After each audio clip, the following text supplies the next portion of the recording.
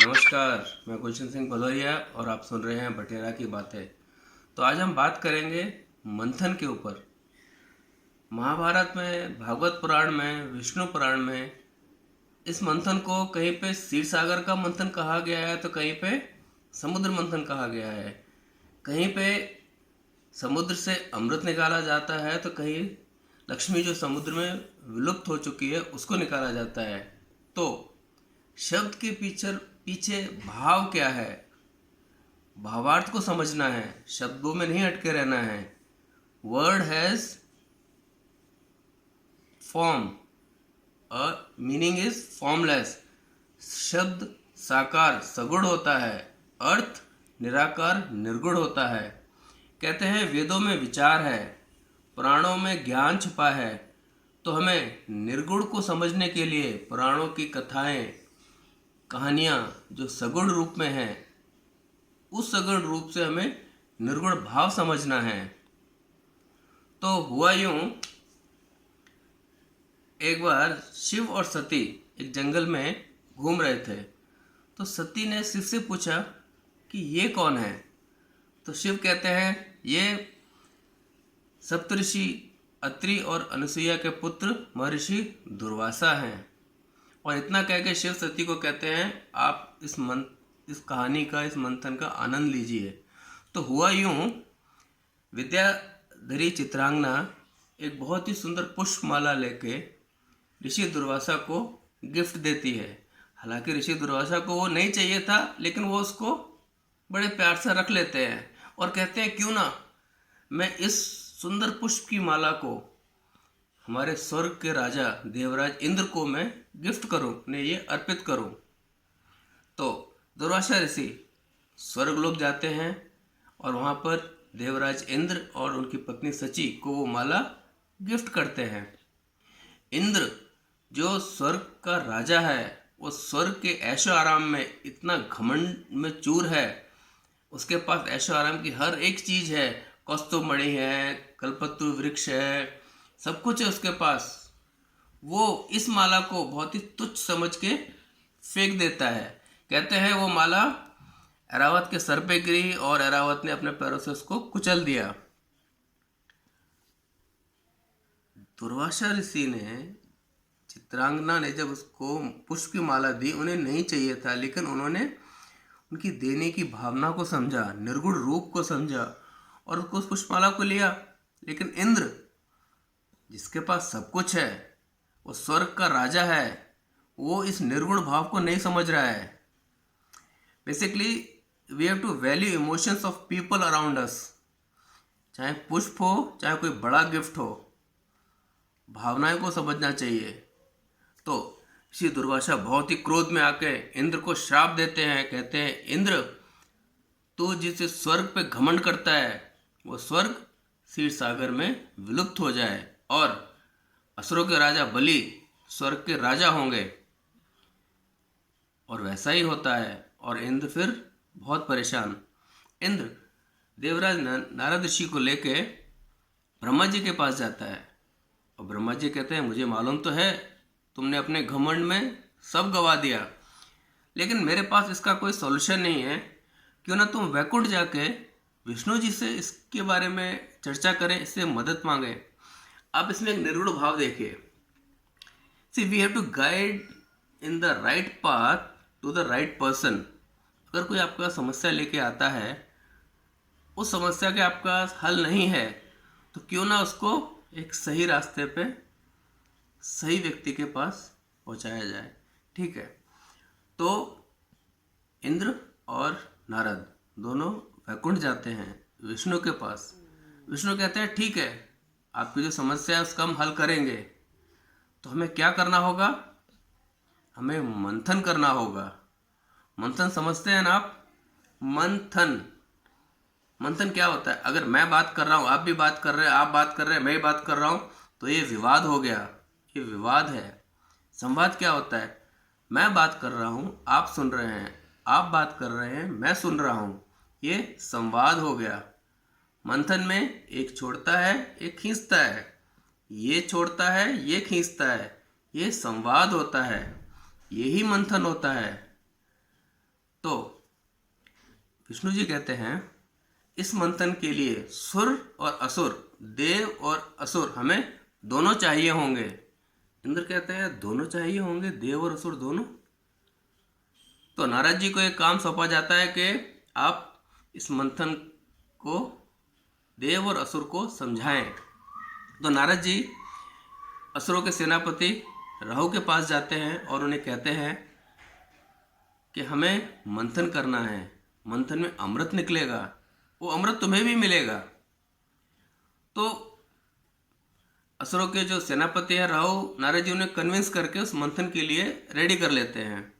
ठीक है, अब मंथन होगा कैसे? तो विष्णु जी क्या करते हैं, अपने विष्णु जी का जो वाहन है गरुड़, उसको कहते हैं तुम मंदाचल पर्वत को लेके आओ, और उस मंदाचल पर्वत को वो क्षीर सागर और समुद्र में रखते हैं, और वासुकी नाग जो शिव का नाग है उसको लेके उस मंदाचल पर्वत के चारों तरफ लपेटते हैं। आप एक चीज़ देखिए, विष्णु जो पालनहार हैं, जो इस टाइम टीम लीडर हैं, वो क्या करते हैं, उन्हें मालूम है जो वासुकी नाग जो इस पर्वत मंदाचल पर्वत पर लिपटा हुआ है, मंथन में उसको दर्द होगा, वो उसका दर्द हर लेते हैं, उसको न्यूट्रलाइज करते हैं। ये है एक लीडरशिप क्वालिटी। ठीक है, तो अब जो पर्वत है वो तो नीचे झूलता रहेगा, उसको स्टेबल करना है। तो विष्णु एक कूर्मा का अवतार लेते हैं, एक टॉर्टॉइस का, एक कछुआ बन के उस पर्वत के नीचे आते हैं और उस पर्वत को स्टेबलाइज करते हैं। अब देखिए विष्णु की टीम लीडरशिप देखिए, टीम स्पिरिट देखिए, वो सिर्फ आइडिया और भाषण नहीं देते हैं, वो टीम में पार्टिसिपेट भी करते हैं। तो अब समस्या क्या आई कि जो वासुकी नाग जो मंदाचल पर्वत पे लिपटा हुआ है, जिससे हम मंथन करेंगे, तो ना वासुकी नाग के फन की तरफ कौन जाएगा और पूंछ की तरफ कौन जाएगा? फिर इस पे विवाद हुआ, संवाद तो हुआ नहीं। तो नारद जी एक ट्रिक खेलते हैं। नारद जी कहते हैं सर ही श्रेष्ठ होता है, सर पे ही मुकुट रखा जाता है, और असुर इस बात को कहते हैं हम ही श्रेष्ठ हैं, तो हम ही वासुकी के फन की तरफ जाएंगे। तो जो असुर होते हैं वो वासुकी के का फन पकड़ते हैं, और जो देव होते हैं वो वासुकी की पूंछ की तरफ रहते हैं। इसमें कोई चीटिंग नहीं हुई है। अब देखिए, जो असुरों के गुरु शुक्राचार्य हैं, उनके पास संजीवनी विद्या है, वो उस संजीवनी विद्या से उन असुरों को पुनर्जीवित कर सकते हैं, लेकिन देव जो हैं वो पुनर्जीवित नहीं होंगे, उनके पास अमृत भी नहीं है अभी। तो यहाँ पर भी विष्णु बैलेंसिंग एक्ट खेल रहे हैं। कहते हैं जो विष्णु ने कूर्मा अवतार लिया था, और जो टॉर्टस की जो पीठ थी वो लगभग 14 किलोमीटर की थी, और मंदाचल पर्वत की हाइट 700 फीट की थी, ऐसा पुराणों में कहा गया है। तो मंथन शुरू होता है, एक तरफ असुर खींच रहे हैं, एक तरफ देव खींच रहे हैं, और ये मंथन कहते हैं हजारों साल चला। अब इस मंथन को अगर आप देखेंगे, मन, मनस, मनु, ये मन मन क्यों आ रहा है बार बार? कहीं ना कहीं हमें सगुण से अगर हम निर्गुण भाव की तरफ देखते हैं तो ये कहीं हमारे मन का मंथन तो नहीं है, क्योंकि मनुष्य जिसके पास कल्पना शक्ति है, जिसके पास मन है, शायद ये हमारे मन का मंथन ही था। आइए हम देखते हैं कि जो इस मंथन में जो रत्न निकले थे, 14 रत्न, उनको सगुण भाव से हम निर्गुण भाव में कैसे देखते हैं। तो फिर मंथन शुरू होता है, और मंथन में क्या होता है? मंथन में पहली चीज क्या निकली? मंथन में पहली चीज निकली हलाहल, कालकूट विष। वो विष इतना तेज था कि वो पूरी पृथ्वी का संहार कर सकता था, पूरी पृथ्वी को खत्म कर सकता था। अब न तो उस विष में देवों को इंटरेस्ट था, न तो असुरों को इंटरेस्ट था। अब वो विष कौन ले? तो देवों के देव महादेव कहते हैं मैं इस विष का विषपान करूंगा।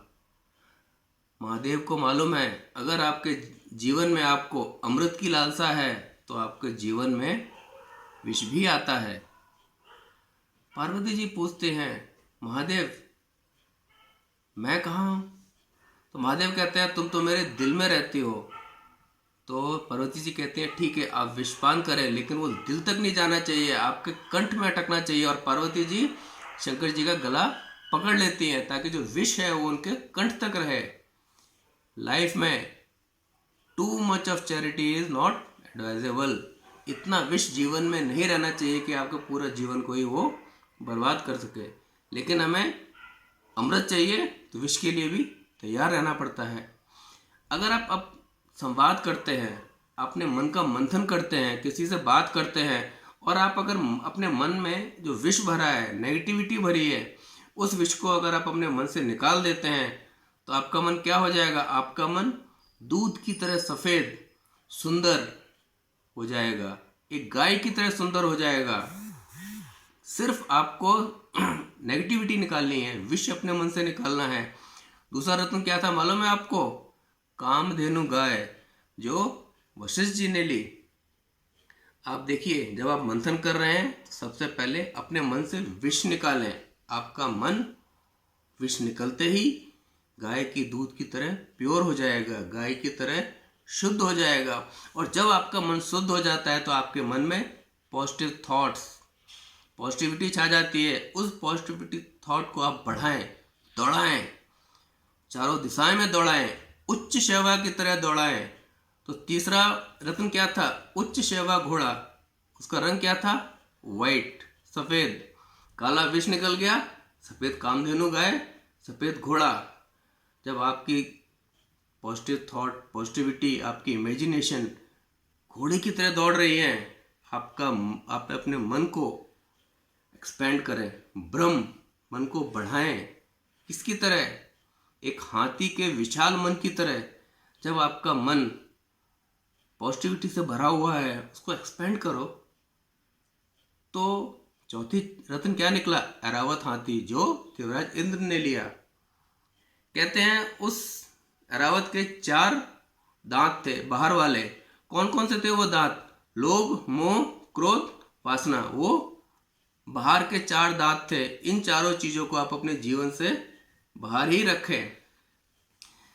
तो आपने देखा जब आपका मन मंथन करने से इतना सुंदर, इतना विशाल, इतना पॉजिटिव थॉट से भर गया है, आपको नहीं लगता आपका मन ये प्राइसलेस जेम की तरह है, ये कौस्तुभमणि की तरह है, कौस्तुभमणि की तरह शुद्ध हो चुका है, इसकी कोई वैल्यू नहीं है, ये अमूल्य है आपका मन। तो ये रत्न कौन सा था? ये 5वां रत्न था जो मंथन में निकला था।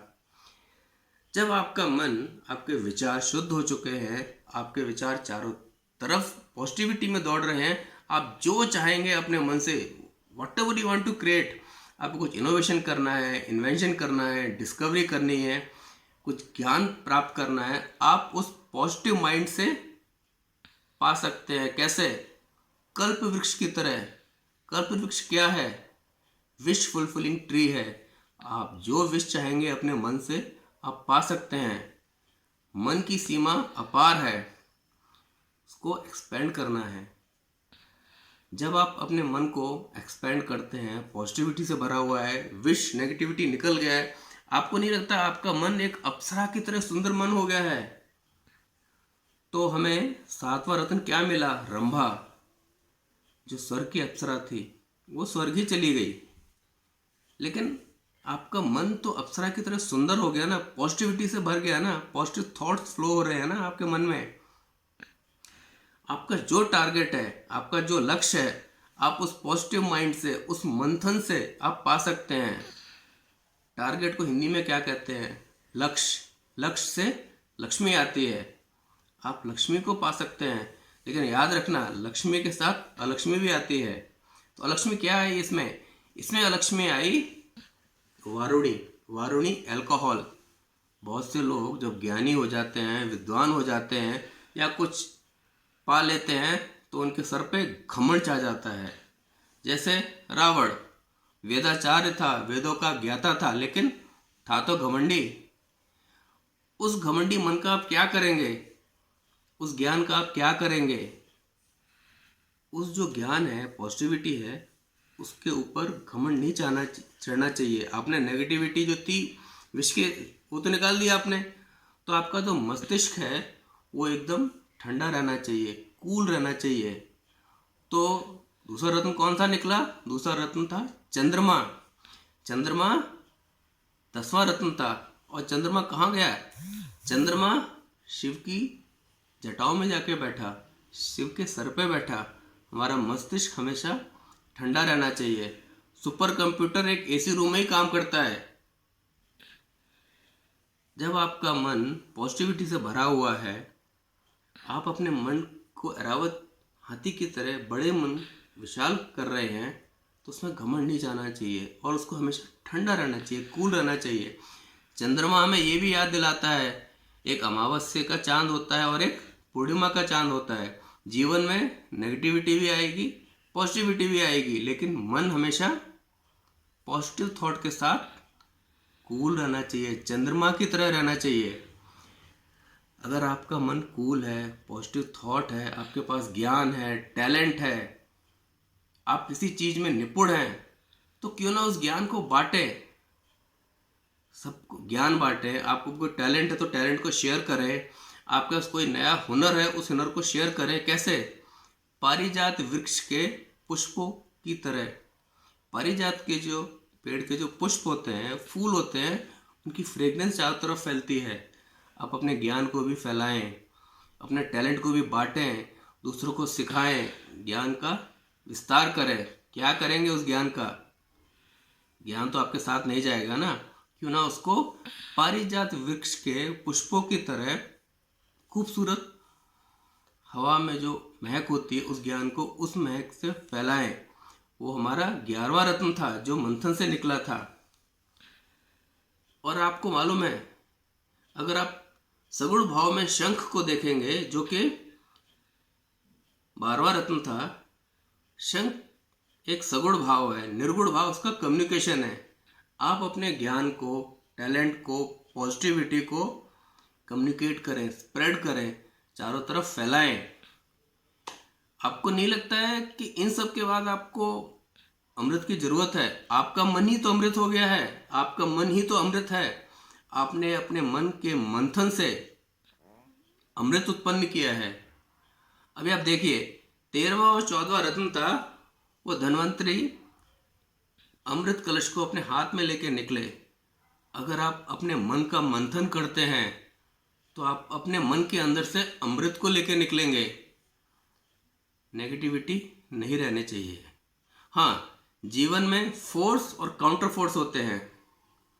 विष्णु को मालूम है कि how to channelise the positive and negative energy for in a proper direction.